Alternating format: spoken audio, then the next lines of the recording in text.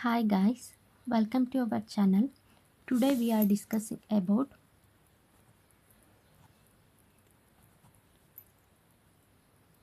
English grammar exercise. Now, first one, Mr. John is a rich person dash not happy but or and answer is but. Mr. John is a rich person but not happy. Will you please give me dash money? Any or some?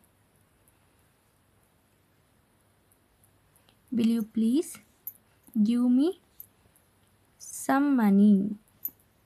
He was absent dash he was sick because during while he was absent because he was sick dash I come in sir may can must may I come in sir.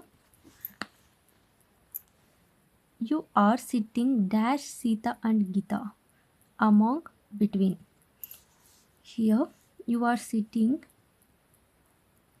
between Sita and Gita.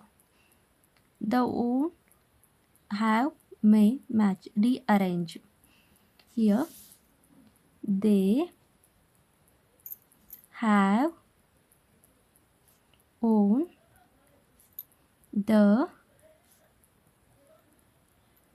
match dash you lift his box can may. You tell this one, answer your comment. Thank you for watching. Take care. Bye bye.